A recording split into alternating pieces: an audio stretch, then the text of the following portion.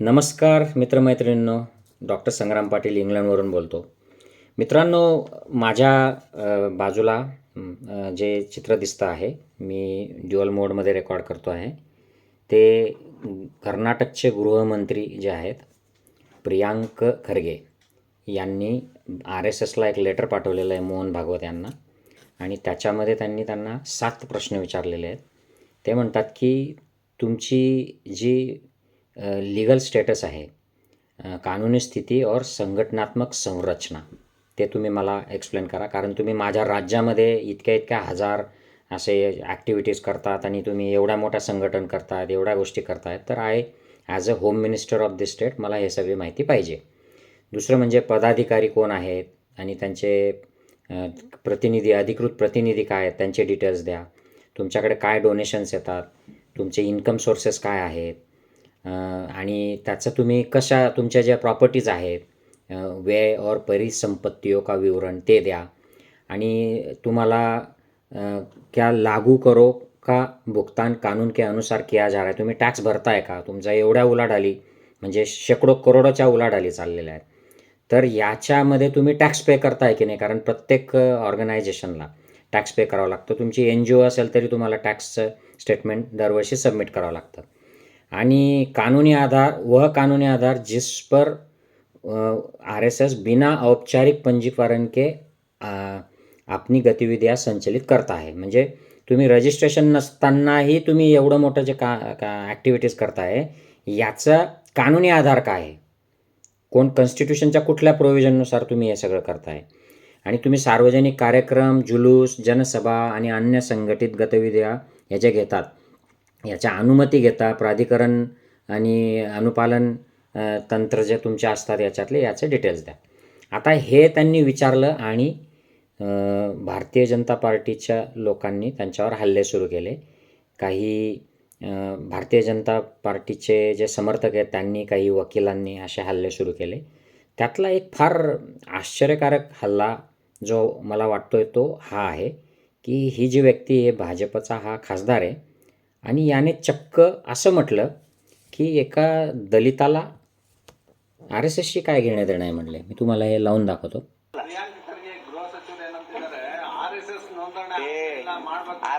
ನೋಡ್ರಿ ಅವನ್ ತಗೊಂಡ್ ಏನ್ ಮಾಡ್ತೀರಿ ಖರ್ಗೆದು ಗೃಹ ಸಚಿವರು ಸರ್. ಅದೇ ಗೃಹ ಸಚಿವರು ನಾ ಒಪ್ತೀನಿ. ಏನ್ ಅವ್ನಿಗೆ ತಲೆ ಇಲ್ಲ. ಗೃಹ ಸಚಿವ ಏನ್ ಕೇಳ್ಬೇಕು, ಏನ್ ಇದು ಅವನ ಕೆಲಸ ನಾ ಕೇಳೋದು. ಸಾರ್ವಜನಿಕರಿಗೆ ಕೇಳ್ರಿ ಹೇಳ್ತಾರೆ. ಇವಂದೇನ್ ಕೆಲಸ RSSನಾಗ ನೋಡ್ರಿ. RSS ತಂಟೆಗೆ ಯಾರು ಬಂದವರು ಉಳಿದಿಲ್ಲ. ಸುಮ್ಮನೆ RSS ತಂಟೆಗೆ ಹೋಗ್ತಾರ. ನಮಗ್ ಕೆಟ್ಟ ಅನಿಸ್ತದ. ಅಲ್ಲಿ ದಲಿತ ಮನುಷ್ಯನಿಗೆ ಅದಕ್ಕೆ ಬೇಕ್ರಿ? ಈ RSS ತಗೊಂಡು ದಲಿತ ಮನುಷ್ಯನಿಗೆ ಅದಕ್ಕೆ ಬೇಕು? ನನ್ನ ಪ್ರಶ್ನೆ अप्पा.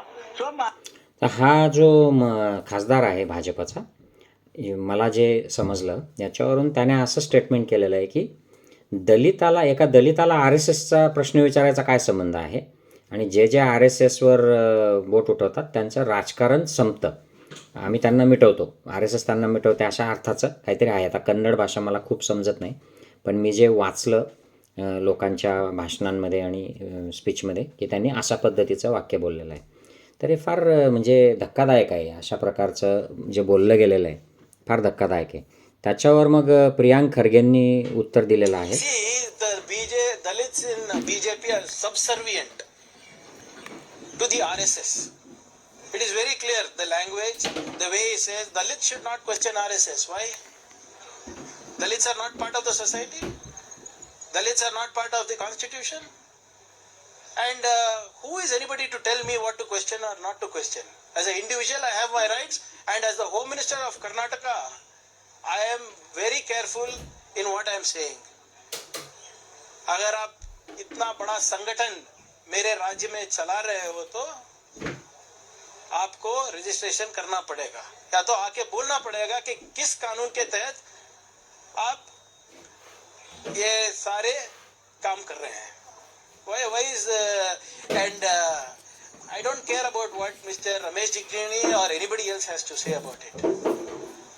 I am duty bound, I am constitutionally bound. Whether I am a Dalit or anybody else, I have equal rights as much as Mr. Mohan Bhagwat has.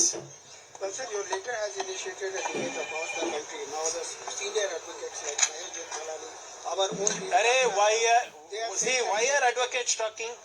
Are they mouthpieces of RSS?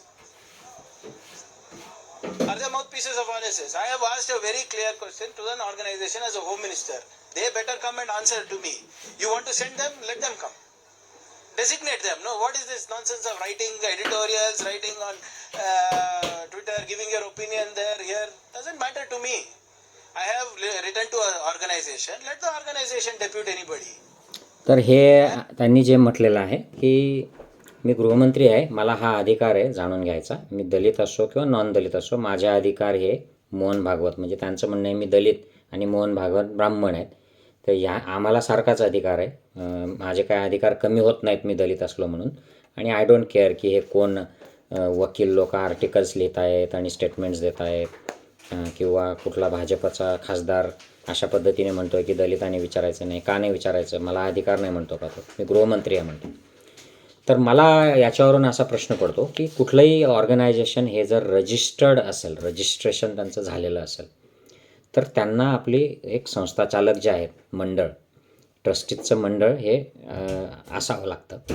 आणि जर त्या असं मंडळ स्थापन केलं की ही आमची 10 लोकांची संस्था आहे, तर त्याच्यातनं तुमच्या मंडळामध्ये कोणत्या जाती धर्माचे लोक आहेत हे क्लिअर होतं. कदाचित हे RSSला नको असेल, कारण RSS ही ब्राह्मण लोकांची संघटना आहे, ब्राह्मणांनी सुरू केलेली आहे असं नेहमी बोललं जातं.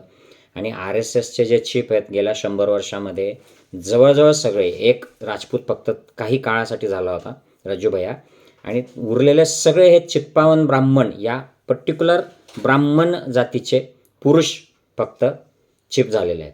बाकी कोणीही कुठल्याही जातीचे वगैरे वर्णाचे लोक याच्यामध्ये चीफ झालेले नाहीत. तर हा सगळा जो प्रकार आहे हा कदाचित बाहेर येईल.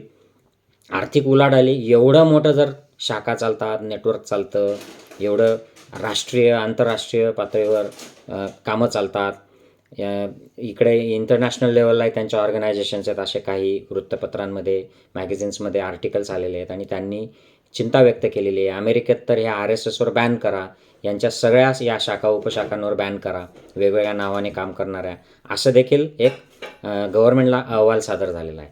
तर हे सगळ्या ज्या आर्थिक उलाढाली आहेत या अडचणीत आणणाऱ्या असू शकतात. त्यामुळे जर लिगल केलं, रजिस्ट्रेशन केलं, तर तुम्हाला ऑडिट दरवर्षी सादर करावं लागतं. मग पैसा कुठून आला? देशातून आला का? बाहेरून आला का? देशातून आला तर तो कोणी दिला? मग त्या देणाऱ्याचे PAN details, income tax details, कंपनीने दिला असेल तर त्या कंपनीचे डिटेल्स, त्यांचे इन्कम टॅक्स डिटेल्स, हे सगळं जाहीर होतं. हे कदाचित त्यांना नको असेल. हे कसं आपलं निधी येतो त्याला गुरुदक्षिणेचं नाव घ्यायचं, पाहिजे तसा खर्च करायचा. विमानांनी आजकाल सगळेच लोक म्हणायला लागले, पूर्वी RSSचे लोक सायकलींवर फिरायचे, आता विमानांनी फिरतात, एवढे सगळे फर्स्ट क्लास ट्रीटमेंट केली जाते. तर हे सगळं आर्थिक हा हिशोब कोण देणार? ह्या कटकटींपेक्षा अनरजिस्टर्ड असलं म्हणजे कसं आपण मस्तराम काम करता येतं. RSSच्या मोठ्या मोठ्या आता प्रॉपर्टीज झाल्यात असं वृत्तपत्रांमध्ये यायला लागलं आहे. सोशल मीडिया आणि मीडियामध्ये बोललं जातं आहे की दिल्लीमध्ये शेकडो करोड रुपयाची बिल्डिंग उभी राहिली. मग याचा हिशोब कसा देणार? परत डोनर्स कोण? कुठून आला पैसा? एवढी प्रॉपर्टी कशी उभी राहिली? याचे टॅक्सेसचं काय? हे सगळं येणार. मग ॲक्टिव्हिटीज ज्या आहेत, एखादी संस्था, रजिस्टर्ड संस्था जर एखादी ॲक्टिव्हिटी करते तर ते लिगल आहे का, इल्लिगल आहे का?